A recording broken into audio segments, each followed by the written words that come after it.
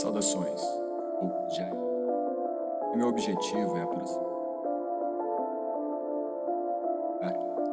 perto de valores. Esta nova temporada nós traremos aspectos das tendências do yoga para a nova década, e isto poderá te ajudar, com base filosófica, teórica e prática, a desenvolver o seu mindset para que o yoga seja um instrumento mais adaptável à sua realidade e em sua evolução pessoal. Encontrar um mestre espiritual, um guru. Quem ainda não se perguntou sobre isto? Sobre a importância de ter um mestre?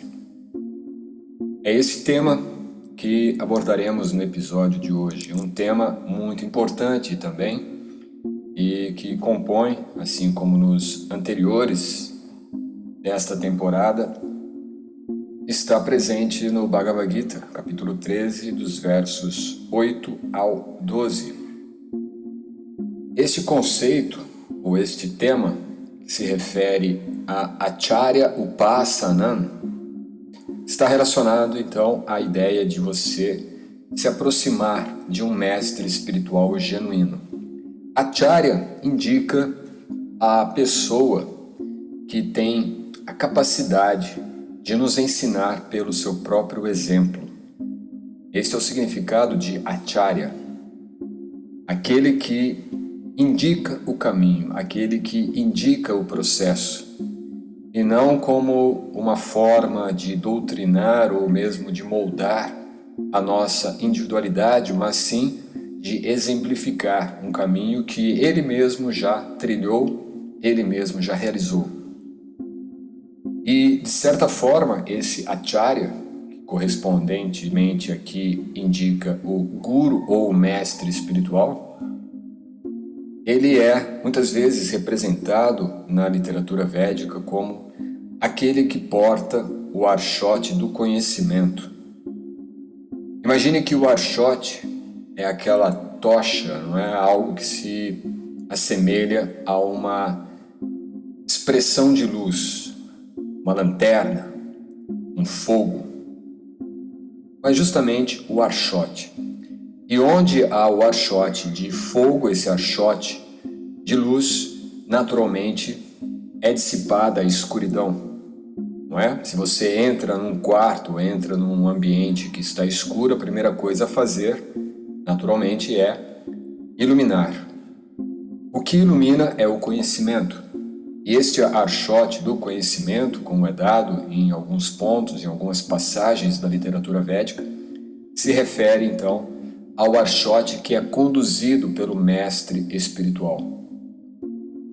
E quando ele, então, porta este archote do conhecimento, indica que ele está num caminho que muitos de nós estamos buscando alcançar, buscando trilhar. E, naturalmente, ele, então, sabendo, conhecendo este caminho, ele pode iluminar para que nós possamos seguir.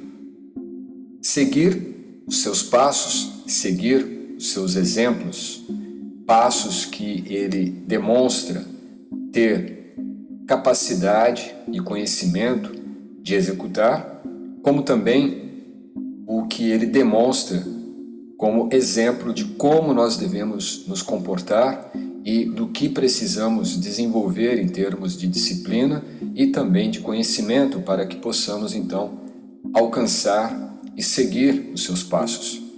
E seguir os passos de um mestre não significa imitarmos o mestre, imitarmos o modo como ele fala, o modo como ele caminha, o modo como ele age. De certa forma, isto se torna, inclusive, um grande erro, um equívoco e uma barreira para o nosso desenvolvimento.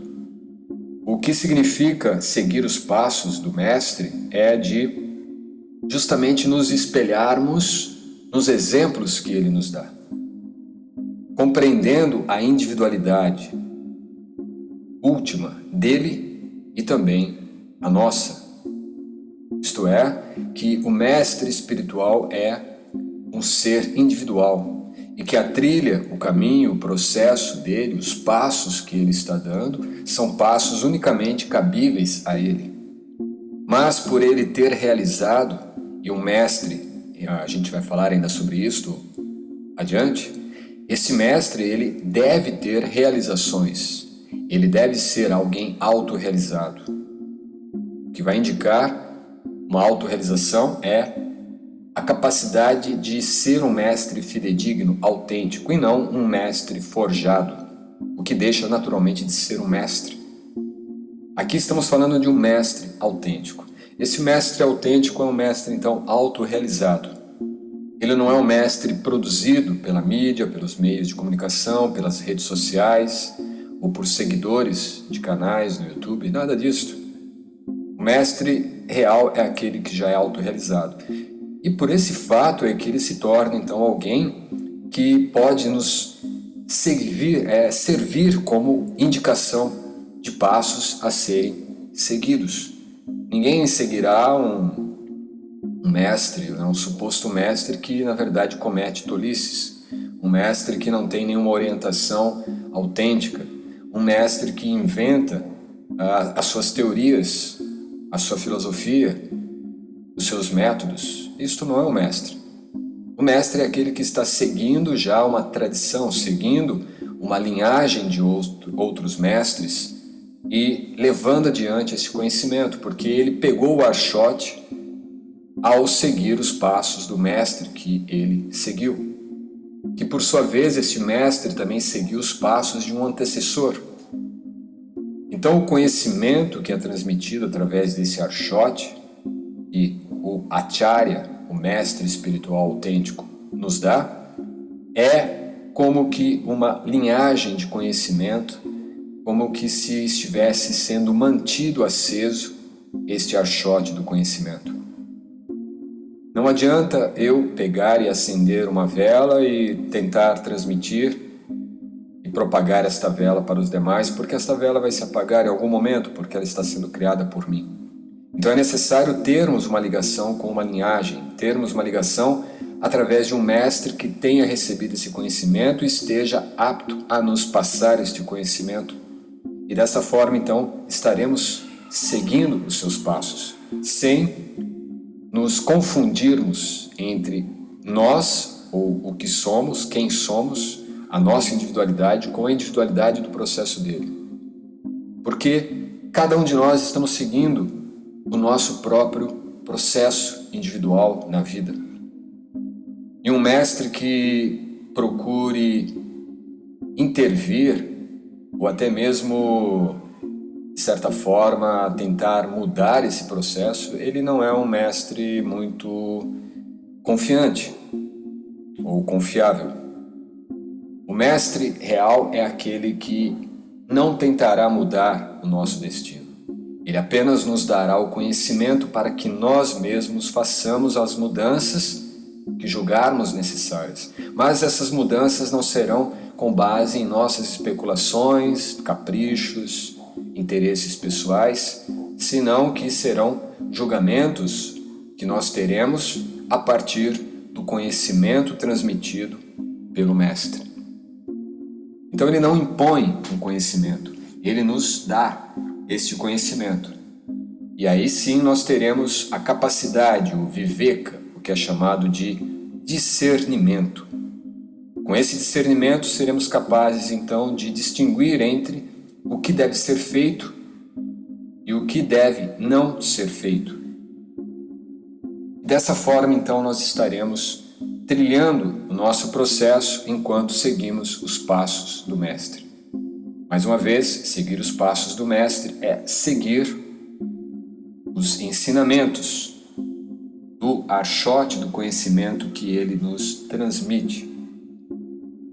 E transmite através do seu próprio exemplo. Não podemos seguir um mestre que diz algo, mas faz algo diferente. Diz para você não cometer tal ato e ele comete estes atos.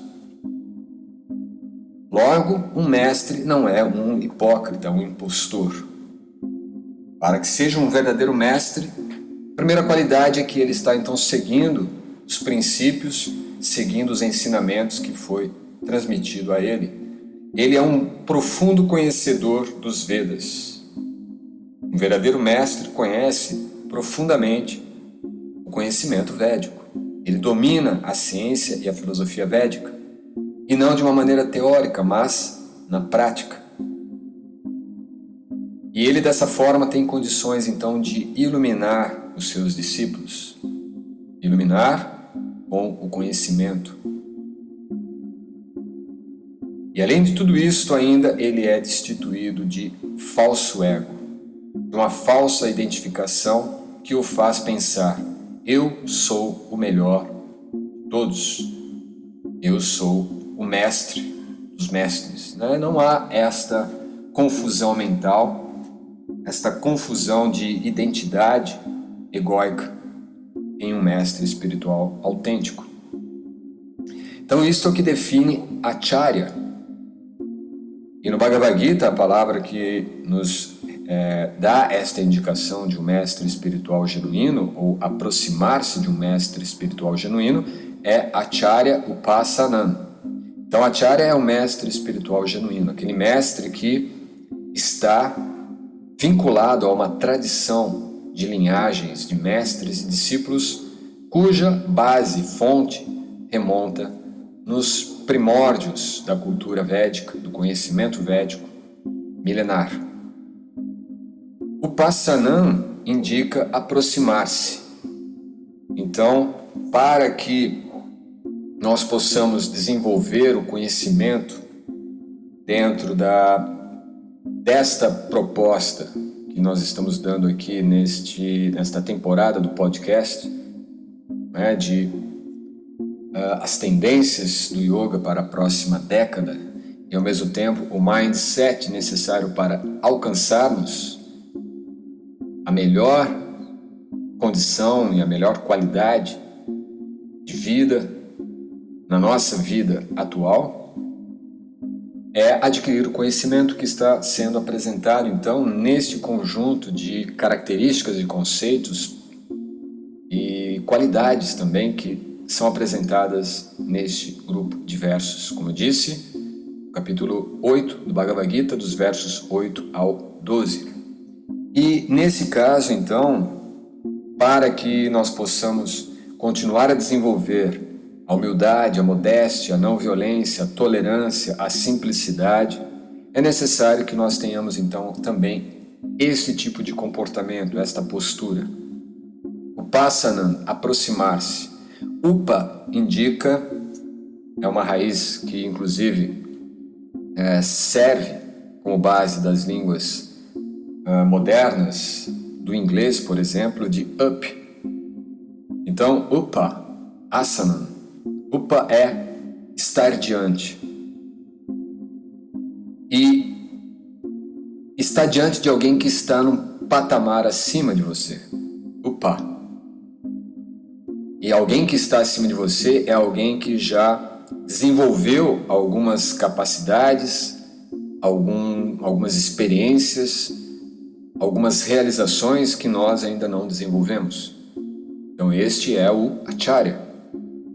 Então, diante de um Acharya, nós estamos sempre num patamar de humildade, de respeito e também de atitude de serviço.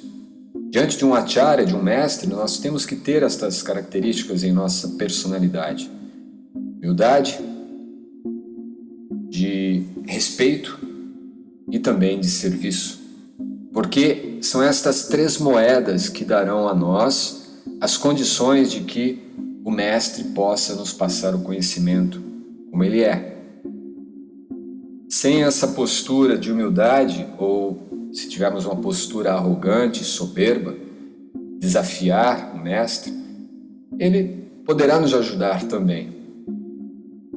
Mas talvez nós não tenhamos a capacidade de entender o que ele está nos ensinando. A humildade é sinônimo de uma inteligência. Como nós vimos no primeiro episódio dessa temporada, humildade, Amanitwan. Humildade indica inteligência.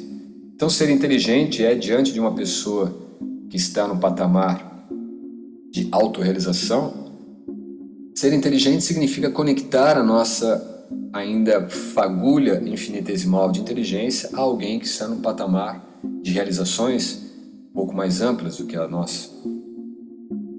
E não de tentar justificar a nossa ignorância e apresentá-la como uma erudição.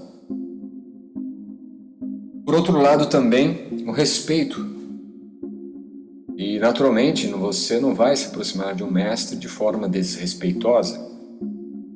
Respeito significa dar a ele as condições de te conhecer, de te entender, mas de saber ouvir. Quando nós não ouvimos a outra pessoa, principalmente uma autoridade, e isso é importante, o respeito também indica que você deve aceitar uma autoridade. A autoridade, naturalmente, uma pessoa que tenha domínio sobre algo que realmente conheça. Uma autoridade não é alguém que alguém define, ou que um grupo de pessoas o denominem autoridade, como é comum hoje, né? Autoridades das redes sociais, autoridade em determinados nichos digitais. Isso é uma grande besteira. Autoridade é alguém que domina um conhecimento, mas o conhecimento ele não domina apenas para ele. O mestre é aquele que está sempre disposto a transmitir e propagar o conhecimento mais elevado. E a falsa autoridade é aquela que restringe a propagação desse conhecimento justamente para que ele mesmo não perca o posto de autoridade, já que esse conhecimento, ao ser compartilhado, dará a outros democraticamente a possibilidade de ser também uma autoridade. Então, se ele corre o risco de perder a sua autoridade por passar um conhecimento, naturalmente ele não está passando um conhecimento autêntico e ele mesmo não é uma autoridade fidedigna. E não é o que ocorre então com um mestre. Portanto, diante de um mestre, nós temos que ter uma postura de respeito, de saber ouvir. Você não saber ouvir alguém que tem algo a mais para lhe passar, indica que você não é uma pessoa respeitosa. Desculpe dizer isto. Por fim, uma atitude de serviço, que significa você estar de prontidão para poder ajudar, contribuir, reciprocar de alguma forma com que o mestre seja beneficiado. Com coisas simples. Você não vai pedir para o mestre, por exemplo, buscar um copo de água para você. Você vai buscar um copo de água para o mestre. Você vai ter sempre uma postura de tentar contribuir para que ele possa estar ainda mais ativo na transmissão do conhecimento. Então, se você tem interesse de servir ao mestre, a forma mais favorável para esse tipo de serviço é você contribuir com a propagação do conhecimento que ele está transmitindo a você. Dar a outras pessoas a oportunidade desse conhecimento ser alcançado. Por exemplo, se você monta então um evento, uma palestra, onde conseguirá reunir dezenas, centenas de pessoas para que esse mestre transmita o conhecimento. Esta é a forma mais elevada de poder servir ao mestre. É dar a oportunidade para que outras pessoas ouçam o conhecimento que este mestre fidedigno tem a oferecer. E quando você contribui desta forma, serve ao mestre desta maneira, ele reciprocará com você de uma forma ainda mais intensa na transmissão do conhecimento. Esta é a chave. Por isto, UPA é posicionar-se dessa forma, humilde, respeitosa e servil ao mestre fidedigno, a um acharya, aquele que mostra e ensina pelo seu próprio exemplo, não aquele que finge meramente.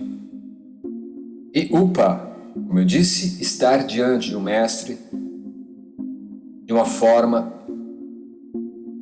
como se você estivesse ajoelhado, como se você estivesse sentado diante desta pessoa. E asanan é justamente o posicionamento. Sim, asanan é a raiz do que nós conhecemos como asana do yoga. Então é uma posição na qual nós nos colocamos. No entanto, isto é um tema interessante. Nós estudamos isso no curso de formação, mas eu também tenho um artigo publicado sobre este tema posso até deixar à disposição de vocês o link deste podcast. Porque asana é muito mais do que postura física. A palavra asana denota posição, mas não meramente a posição de uma postura do yoga, de uma postura física. A posição indica a posição constitucional do ser vivo, da alma. Nesse caso, então, o Passanan é de posicionar o corpo para que a alma esteja posicionada em receber o conhecimento que está sendo transmitido pelo Acharya. É mais do que meramente estar diante de um mestre, fingindo ouvi-lo, quando na verdade está apenas aproveitando aquela circunstância e para que com isto aparentemente esteja fingindo alguém muito elevado, alguém muito nobre, apenas porque está ali diante do mestre.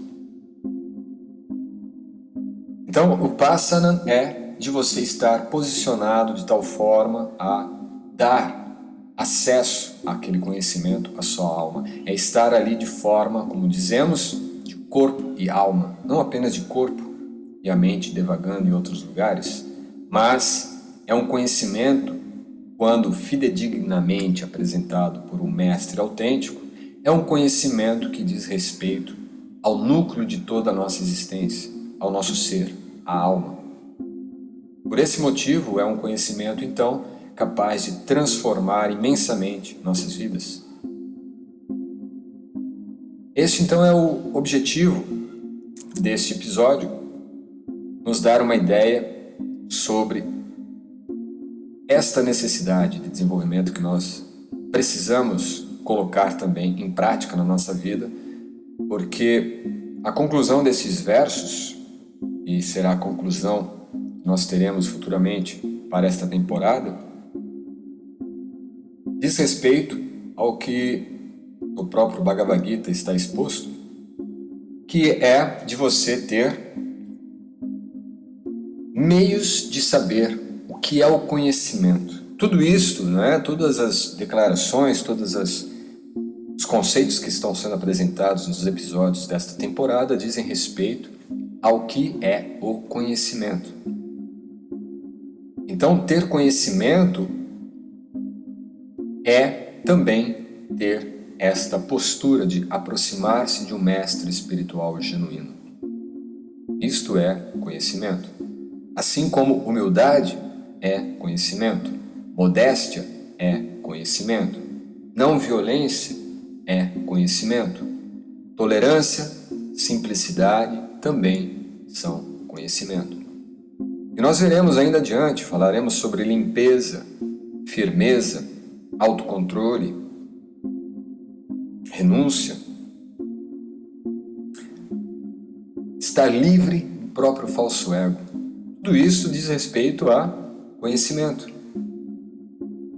Logo, Acharya Upasana, aproximar-se de um mestre espiritual genuíno, é também um conhecimento.